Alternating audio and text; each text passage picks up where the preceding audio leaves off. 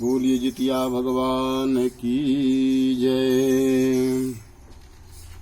बोलिए जिमुत वाहन भगवान की जय। दुर्गे मैया की जय। एकदा मुनयः सर्वे नैमिषारण्यवासिनः प्रपक्षुः कृपया सूतं लोकानां हितकाम्यया। एक बार नैमिषारण्य के निवासी ऋषियों ने संसार के कल्याणार्थ सूत जी से पूछा, हे सूत, कराल कलिकाल में लोगों के बालक किस तरह दीर्घायु होंगे, सो कहिए। सूत जी बोले, जब द्वापर का अंत और कलयुग का आरंभ था, उसी समय बहुत सी शोकाकुल स्त्रियों ने आपस में सलाह की कि क्या इस कली में माता के जीवित रहते पुत्र मर जाएंगे। जब वे आपस में कुछ निर्णय नहीं कर सकी, तब गौतम जी के पास पूछने के लिए गईं। जब उनके पास पहुंची तो उस समय गौतम जी आनंद के साथ बैठे थे। उनके सामने जाकर उन्होंने मस्तक झुकाकर प्रणाम किया। तदनंतर स्त्रियों ने पूछा, हे प्रभु, इस कलयुग में लोगों के पुत्र किस तरह जीवित रहेंगे? इसके लिए कोई व्रत या तप हो तो कृपा करके बताइए। इस तरह उनकी बात सुनकर गौतम जी बोले, आपसे मैं वही बात कहूंगा जो मैंने पहले सुन रखा है। गौतम जी ने कहा, जब महाभारत युद्ध का अंत हो गया और द्रोण पुत्र अश्वत्थामा के द्वारा अपने बेटों को मरा देखकर सब पांडव बड़े दुखी हुए, तो पुत्र के शोक से व्याकुल होकर द्रौपदी अपनी सखियों के साथ ब्राह्मण श्रेष्ठ धौम्य के पास गईं और उसने धौम्य से कहा, हे विप्रेंद्र, कौन सा उपाय करने से बच्चे दीर्घायु हो सकते हैं?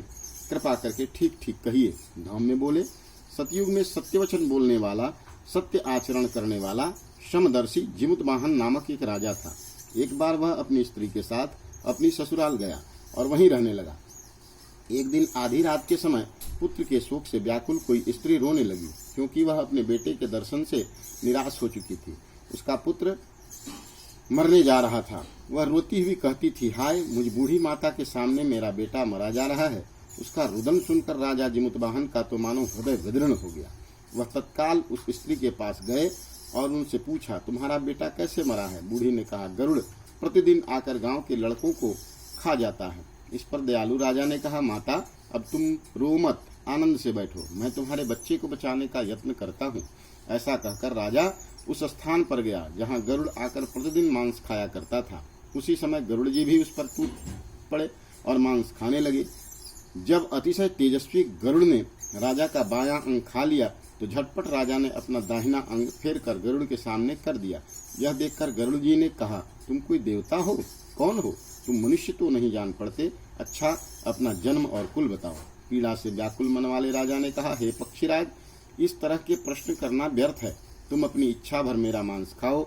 यह सुनकर गरुड़ रुक गए और बड़े आदर से राजा के जन्म और कुल की बात पूछने लगे। राजा ने कहा, मेरी माता का नाम सेव्या है और मेरे पिता का नाम शालिवाहन है। सूर्य वंश में मेरा जन्म हुआ है और जिमुतवाहन मेरा नाम है।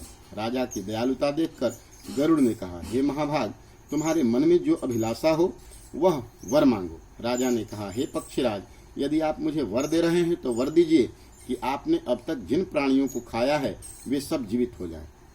हे स्वामिन, अब से आप यहाँ बालकों को न खाएं और कोई ऐसा उपाय करें कि जहाँ जो उत्पन्न हो वे लोग बहुत दिनों तक जीवित रहें। धौम्य ने कहा कि पक्षीराज गरुड़ राजा को वरदान देकर स्वयं अमृत के लिए नागलोक चले। वहां से अमृत लाकर उन्होंने उन मरे मनुष्यों की हड्डियों पर बरसाया। ऐसा करने से सब लोग जीवित हो गए जिनको कि पहले गरुड़ ने खाया था। राजा के त्याग और गरुड़ की कृपा से वहां वालों का बहुत कष्ट दूर हो गया। उस समय राजा के शरीर की शोभा दूनी हो गई थी। राजा की दयालुता देखकर गरुड़ ने फिर कहा, मैं संसार के कल्याणार्थ एक और वरदान दूंगा। आज आश्विन कृष्ण सप्तमी से रहित शुभ अष्टमी तिथि है। आज ही तुमने यहाँ की प्रजा को जीवन दान दिया है। हे वत्स, अब से यह दिन ब्रह्मभाव हो गया है। जो मूर्ति भेद से विविध नामों से विख्यात हैं, वही त्रैलोक्य से पूजित दुर्गा अमृत प्राप्त करने के अर्थ में जीवित पुत्रिका कहलाई हैं। सो इस तिथि को जो स्त्रियां उस जीवित पुत्रिका की और कुश की आकृति बनाकर तुम्हारी पूजा करेंगी, तो दिनों दिन उनका सौभाग्य बढ़ेगा और वंश की भी बढ़ती होती रहेगी। हे महाभाग, इस विषय में विचार करने की भी आवश्यकता नहीं है। हे राजन, सप्तमी से रहित और उदया तिथि की अष्टमी को व्रत करे, यानी सप्तमी विद्ध अष्टमी जिस दिन हो उस दिन व्रत न कर शुद्ध अष्टमी को व्रत करे और नवमी में पारण करे। यदि इस पर ध्यान न दिया गया तो फल नष्ट हो ही जाएगा और सौभाग्य तो अवश्य नष्ट हो जाएगा। जिमुत वाहन को इस तरह का वरदान देकर गरुड़ वैकुंठ धाम को चले गए और राजा भी अपनी पत्नी के साथ अपने नगर को वापस चले आए। धौम्य द्रौपदी से कहते हैं, हे देवी, मैंने यह अतिशय दुर्लभ व्रत तुमको बताया है। इस व्रत को करने से बच्चे दीर्घायु होते हैं। हे देवी, तुम भी पूर्वोक्त विधि से यह व्रत और दुर्गा जी का पूजन करो तो तुम्हें अभिलषित फल प्राप्त होगा। मुनिराज धौम्य की बात सुनकर द्रौपदी के हृदय में एक प्रकार का कौतूहल उत्पन्न हुआ और पूर्वासिनी स्त्रियों को बुलाकर उनके साथ यह उत्तम व्रत किया। गौतम ने कहा, यह व्रत और इसके प्रभाव को किसी एक चिल्ह ने सुन लिया और अपनी सखी सियारिन को बतलाया।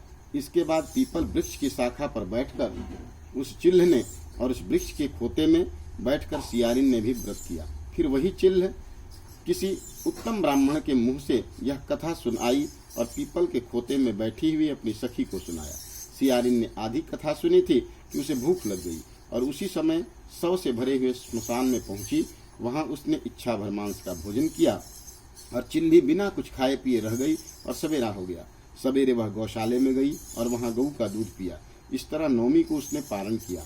कुछ दिनों बाद वे दोनों मर गईं और अयोध्या में किसी धनी व्यापारी के घर में जन्मी। संयोग से उन दोनों का जन्म एक ही घर में हुआ, जिसमें सियारिन ज्येष्ठ हुई और चिल्ल छोटी। वे दोनों सभी शुभ लक्षणों से युक्त थीं, इसलिए बड़ी लड़की काशीराज के और छोटी उनके मंत्री के साथ गार्हपत्य अग्नि के सामने विधि पूर्वक ब्याही गई। पूर्व जन्म के कर्मफल से वह मृगनयनी रानी हुई। जिस किसी भी संतान को उत्पन्न करती वह मर जाती थी और पूर्व जन्म की बातों को स्मरण करने वाली मंत्री की पत्नी ने अष्ट वसुओं के सदृश तेजस्वी 8 बेटे उत्पन्न किए और सभी जीवित रह गए।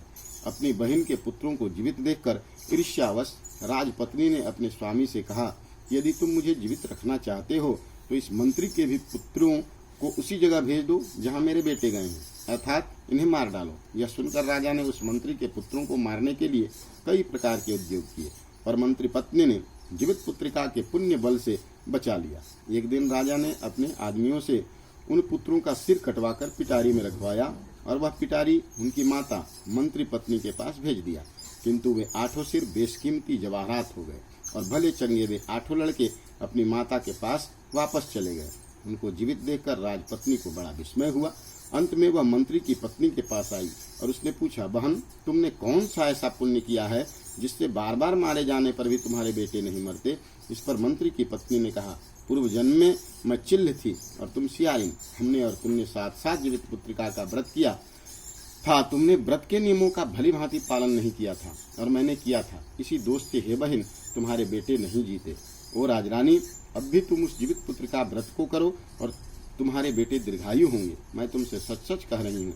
उसके कथनानुसार रानी ने व्रत किया, तभी से उसके कई बेटे सुंदर और दीर्घायु होकर बड़े बड़े राजा हुए। सूत जी कहते हैं कि सब प्रकार का आनंद देने वाला मैंने यह दिव्य व्रत बतलाया। स्त्रियां चिरंजीवी संतान चाहती हों तो विधि पूर्वक यह व्रत करें।